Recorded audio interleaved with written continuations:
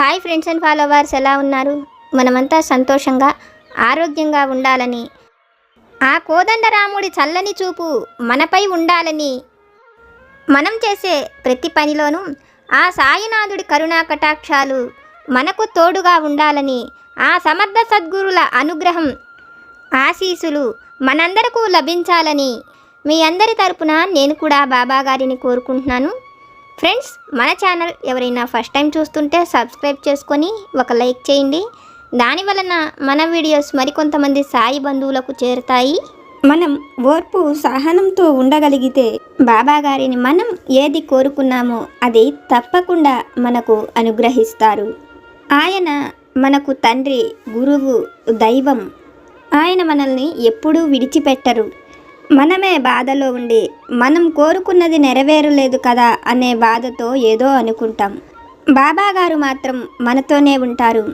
ఈరోజు బాబా గారు మనతో చెప్తున్నారు, తల్లి, నీకు చాలా సంతోషాన్ని కలిగించే ఒక మంచి మాటను చెప్పబోతున్నాను. నా మాటలను ఈరోజు ఆనందంగా ఆలకించు తల్లి. ఎప్పటి నుంచో నువ్వు నేను చూపించే ఈ మార్గంలో, అంటే మంచి మార్గంలో ప్రయాణిస్తున్నావు.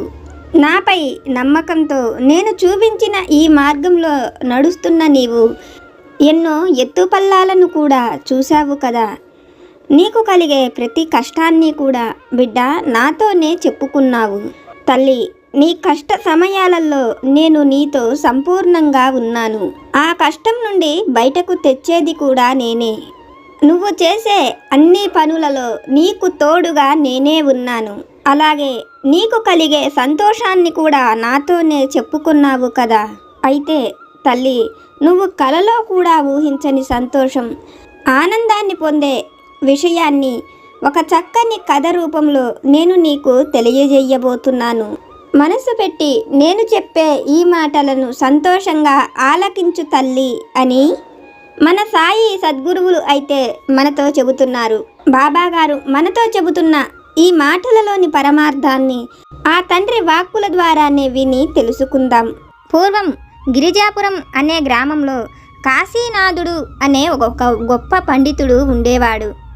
అతను ఎన్నోసార్లు రాజ ఆస్థానంలో ఒక చిన్న ఉద్యోగమైనా పొందాలని, ఆ ఉద్యోగంతో తన కుటుంబం ఎంతో సంతోషంగా ఉండాలని ప్రయత్నం చేస్తాడు.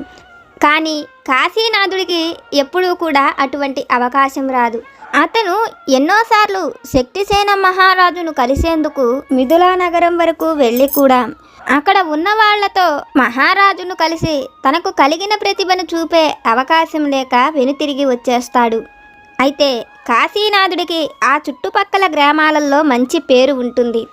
దేవాలయ ఉత్సవాలు జరిగినప్పుడు కానీ, ధనికుల ఇళ్లల్లో వాళ్ళ పిల్లల వివాహాలు జరిగినప్పుడు కానీ కాశీనాథుడిని పిలిపించి అతని చేత పద్యాలను, కవిత్వాలను చెప్పించుకొని అతనికి కొంత ధనాన్ని ఇచ్చి పంపుతుంటారు. దానివలన కాశీనాథుడి కుటుంబం గడిచేందుకు అతనికి అంత పెద్ద ఇబ్బందులు అనేవి ఉండవు. ఎలాగైనా కాశీనాథుడు మహారాజు దగ్గర మాత్రం తన ప్రతిభను చూపి ఆ ప్రతిభకు తగిన గౌరవాన్ని పొందాలని కాశీనాథుడు కలలు కంటూ ఉండేవాడు. అయితే మిథులా నగరానికి ఒక సమస్య కలుగుతుంది. పొరుగు దేశము తన స్నేహితుడు అయిన కుశావతి నగరపు రాజు సింహసేనుడి మీద దుండగులు హత్యా ప్రయత్నం చేస్తారు. దుండగులను తప్పించుకుని బ్రతికిన సింహసేనుడు ఆ దుండగులు మిథులా నగరం చేరారని, వాళ్ళు ఆ రాజ్యంలో నివాసం ఏర్పరచుకున్నారని, వాళ్లకు కొంతమంది వర్తక వ్యాపారులు సహాయం చేస్తున్నారని సింహసేనుడికి తెలుస్తుంది. అది తెలిసిన సింహసేనుడు మిథులా నగరం నుంచి తన రాజ్యానికి వచ్చిన వర్తక వ్యాపారస్తులు అందరినీ కూడా ఆ రాజ్యంలో బంధించి మిథులా నగరంలో ఉన్న దుండగులను తనకు అప్పగిస్తేనే ఆ వర్తకులను విడిచిపెడతానని మిథులా నగరానికి తన దూతల ద్వారా ఆ వార్తను పంపిస్తాడు. సింహసేనుడు పంపించిన వార్తను విన్న శక్తిసేనుడు తన స్నేహితుడు తనకు ఈ విధంగా వార్తను పంపించటం అతనికి బాధగా అనిపిస్తుంది. తన స్నేహితుడి ప్రాణాలు తీసే దుండగులు తన రాజ్యంలో ఎందుకు అతను ఆశ్రయం ఇస్తానని, తన స్నేహితుడి మీద హత్యా ప్రయత్నం చేసిన వారని తెలిస్తే అతను వాళ్లకు ఆశ్రయం కలిగిస్తాననే అనుమానం అతనికి ఎందుకు కలిగిందని బాధ కలుగుతుంది. అయితే సింహసేనుడు పంపిన ఉత్తరం చదివిన శక్తిసేనుడికి అక్కడ కొంతమంది వ్యాపారస్తులు చిక్కుకుపోయారని, వాళ్ళు ఎవరైనా నిజంగానే ఇట్లా దొంగలకు సహాయం చేస్తున్నారా, వాళ్ళు మన నగరంలో ఉండి ఉండొచ్చా, నిజంగా అలా జరగకపోతే సింహసేనుడు తనకు ఆ లేఖను ఎందుకు పంపిస్తాడు? సింహసేనుడు చాలా తెలివైనవాడు, తన చిన్ననాటి స్నేహితుడు కదా, తనకు ఆ విధమైన లేఖ పంపాడంటే ఈ లేఖలో ఎంతో కొంత నిజమనేది లేకుండా ఉండి ఉండదని, అందువలన ఆ దేశంలో వ్యాపారస్తుల అందరి మీద నిఘా పెట్టి ఉంచమని కొంతమంది గూఢాచారులను ఏర్పాటు చేస్తాడు. ఆ దొంగల స్థావరాలను తెలుసుకొని ఎలాగైనా వాళ్లను సింహసేనుడికి అప్పగించాలని అనుకుంటాడు శక్తిసేనుడు.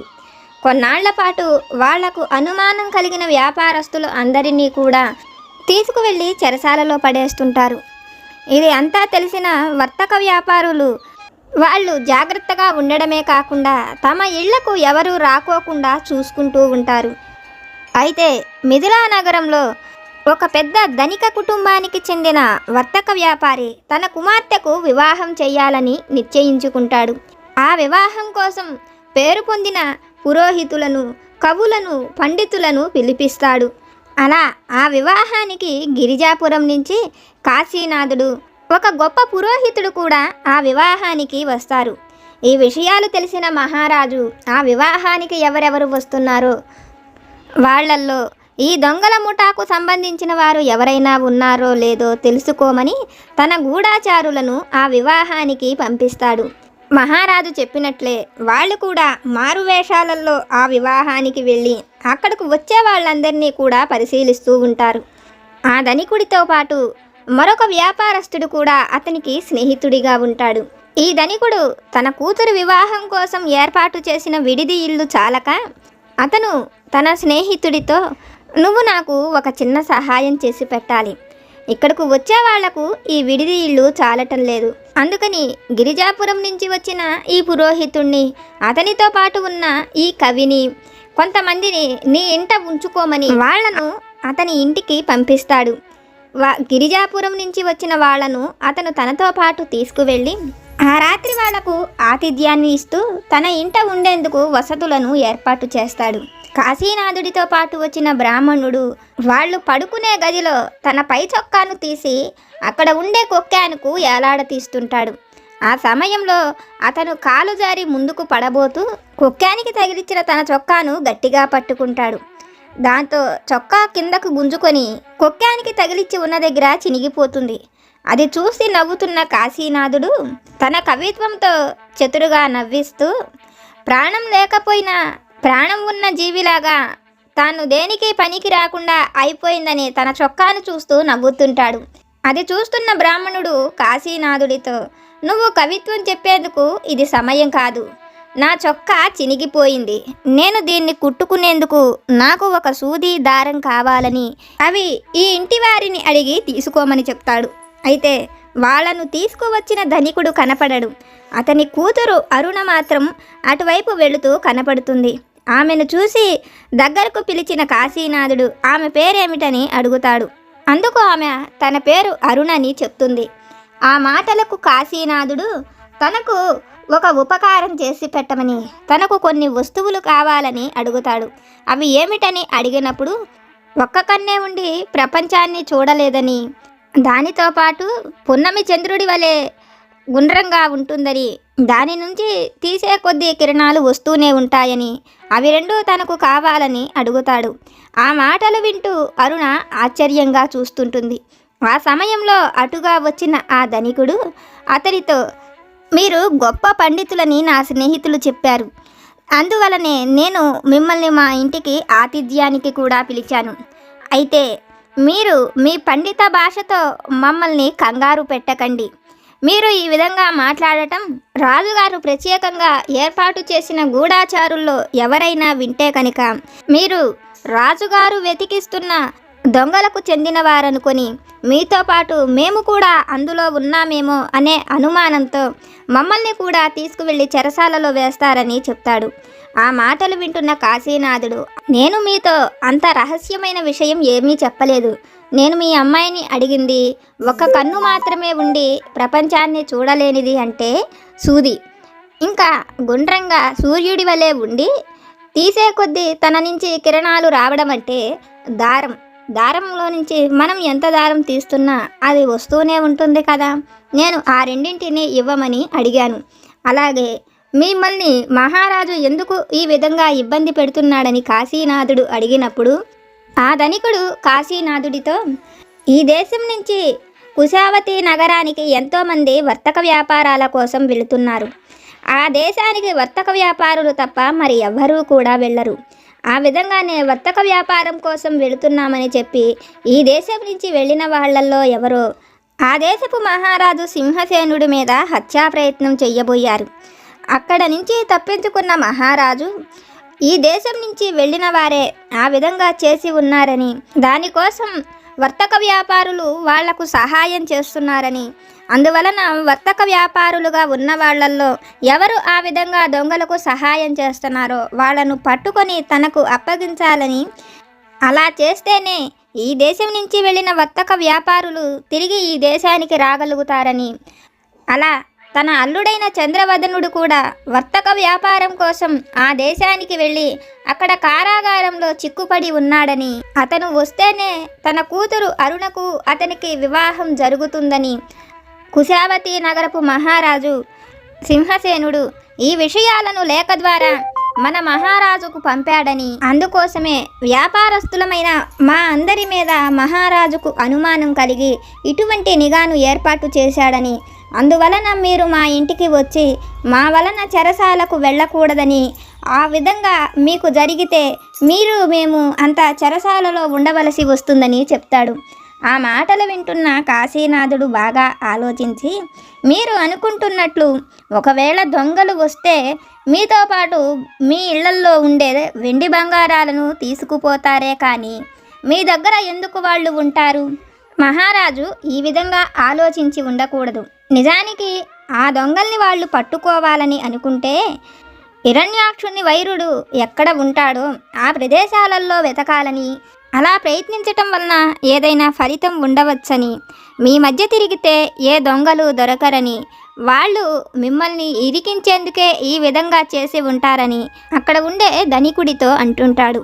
ఆ మాటలు ఎక్కడెక్కడి నుంచో ఆ ధనికుడి ఇంటికి పెండ్లికి వచ్చిన అతిథుల రూపంలో అక్కడ ఉన్న రాజుగారి గూఢాచారులు ఆ మాట విని ఈ కవి చెప్పిన మాటల్లోని గూఢార్థం ఏమిటో మహారాజు దగ్గరకు వెళ్ళి తెలుసుకోవాలని వాళ్ళు ఆ మరుసటి రోజు మహారాజు దగ్గరకు వెళ్ళి ఆ పండితుడు చెప్పిన విషయాలను మహారాజుతో చెప్తాడు.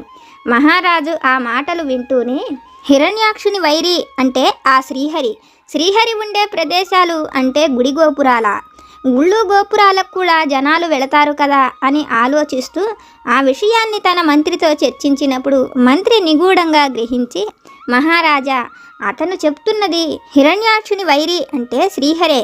ఆ శ్రీహరి వచ్చిన రూపము నరసింహ అవతారము. అంటే మానవులను వేరు చేస్తే అందులో ఉండేది సింహము. సింహాలు ఉండేది అడవులలో కదా. ఒకప్పుడు మనుషులు కూడా అడవుల్లోని గుహల్లోనే కదా ఉన్నది. అంటే ఇప్పుడు ఆ దొంగలు అడవులలో ఏదైనా గుహల్లో కానీ జనసంచారం లేని గుడి గోపురాలలో కానీ ఉంటారని ఆ కవి అర్థమని చెప్తాడు. ఆ మాటలు విన్న మహారాజు తన గూఢాచారులను ఆ ప్రదేశాలకు పంపిస్తారు. వాళ్ళు కట్టెలు కొట్టుకునే వాళ్ళలాగా అడవికి వెళ్ళి అడవిలో కొన్ని ప్రదేశాలను తిరుగుతూ అక్కడ కట్టెలు కొట్టుకునే వాళ్ళలాగా కనిపిస్తూ ఉంటారు. వాళ్లకు కొంతమంది దొంగలు ఆ అడవులలోని గుహల్లోకి వచ్చి వాళ్ళు ప్రజల దగ్గర నుంచి రాజకోటల నుంచి దోచుకువచ్చిన బంగారాన్ని ఆ కొండ గుహల్లోకి చేరవేస్తుంటారు. అది చూసిన గూఢాచారులు ఆ విషయాన్ని మహారాజుకు చెప్తాడు. మహారాజు తన సైన్యంతో వెళ్ళి అక్కడ ఉండే దుండగులను పట్టుకొని వాళ్ళని తన స్నేహితుడైన సింహసేనుడికి అప్పగిస్తాడు.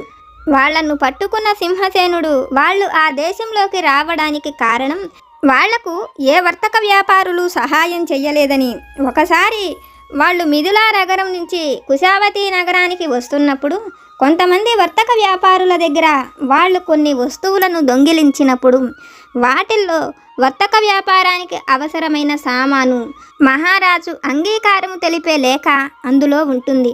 దానివలన వాళ్ళు కుశావతి నగరంలోకి ప్రవేశించగలిగి మహారాజు కోట మీద దాడి చెయ్యగలిగామని ఆ విషయాలన్నిటినీ కూడా దొంగలు ఒప్పుకుంటారు. దాంతో సింహసేనుడు దుండగులకు వర్తక వ్యాపారస్తులకు ఏ సంబంధము లేదని తెలిసి వాళ్లకు విలువైన కానుకలను ఇచ్చి వాళ్ళ వ్యాపారాలను వాళ్ళని చేసుకోమని వదిలేస్తాడు. వాళ్ళల్లో కొంతమంది మళ్ళీ తమ దేశమైన మిథిలా నగరానికి వస్తారు. వాళ్లతో పాటు అరుణను వివాహం చేసుకునే చంద్రవదనుడు కూడా మిథిలా నగరానికి వస్తాడు. అరుణకు చంద్రవదనుడికి ఎంతో ఘనంగా వివాహం జరుగుతుంది. ఆ వివాహానికి కవి అయిన కాశీనాథుడు కూడా వస్తాడు. ఈ విషయాలు తెలుసుకున్న మహారాజు కాశీనాథుణ్ణి తన వద్దకు పిలిచి అతని తెలివితేటలకు మెచ్చుకొని అతని వలనే వాళ్ళు ఆ దొంగలను పట్టుకోగలిగామని, సింహసేనుడి దగ్గర బందీగా ఉన్న తన ప్రజలందరినీ కూడా అతని వల్లే విడిపించి తెచ్చుకోగలిగానని, అందువలన అతడిని తన సలహాదారుడిగాను తన అంతఃపురంలో అతడిని ప్రత్యేక కవిగా ఎంచుకుంటాడు. అది విన్న కాశీనాథుడికి ఎంతో ఆశ్చర్యం కలుగుతుంది. తను ఎన్నోసార్లు ప్రయత్నించినప్పటికీ తాను మహారాజును చూడడం అనేదే జరగలేదు. కానీ తను ఊహించకుండానే దైవ సంకల్పం వలన అతను మహారాజుకు ఒక ప్రత్యేక కవిగాను సలహాదారుడిగాను నియమించబడ్డాడని, తను అంతకు ముందు కోరుకున్న ఈ విషయం తన జీవితంలో జరగటం అది అంతా కూడా తనకి సంతోషాన్ని కలిగిస్తుంది. తను కలలో కూడా ఊహించని గొప్ప అద్భుతం తన జీవితంలో జరిగిందని కాశీనాథుడు సంతోషిస్తాడు. ఇదంతా కూడా దైవం పైన అతనికి ఉన్న నమ్మకం వలనే జరిగిందని కాశీనాథుడు ఆనందపడతాడు. తల్లి, ఇది విన్న నీకు నేనేమి చెప్పాలనుకుంటున్నానో అర్థమైంది కదా. నువ్వు కలలో కూడా ఊహించని సంతోషం, ఆనందం నీ జీవితంలో కలగబోతున్నది. నువ్వు ఏదైతే కోరుకుంటున్నావో అవి నీ జీవితంలో నిన్ను వెతుక్కుంటూ వచ్చే రోజు రాబోతున్నది. నువ్వు కోరుకున్న ఉద్యోగమైనా, నువ్వు ఇష్టపడ్డ వ్యక్తితో నీ వివాహమైనా, నీ భర్తతో సంతోషకరమైన జీవితమైనా, తల్లి నువ్వు కోరుకుంటున్నది ఏదైనా, నువ్వు ఊహించని అద్భుతం జరిగి నువ్వు కోరుకుంటున్నది పొందే రోజు రాబోతున్నది అని ఈరోజైతే బాబాగారు ఒక చక్కని సందేశాన్ని మనకు అనుగ్రహించారు. ఫ్రెండ్స్, బాబాగారు మనకు అనుగ్రహించిన ఈ మాటలను విన్నారు కదా. బాబాగారి వాక్కు ద్వారా మనం తెలుసుకున్న ఈ విషయాలు కనుక మీకు నచ్చితే లైక్ చేయండి, షేర్ చేయండి. మీకు ఏమైనా సమస్యలు కనుక ఉంటే నాకు కామెంట్ సెక్షన్లో పెట్టండి. నేను పూజ చేసుకునేటప్పుడు మన అందరి సమస్యలు తీరాలని, మన అందరి కోరికలు నెరవేరాలని మీ అందరి తరపున నేను కూడా బాబా గారిని కోరుకుంటాను. నాకు తెలిసిన పరిష్కారాలను కూడా చెప్తాను. జై సమర్థ సద్గురు సాయినాథ్ మహారాజ్ की जय।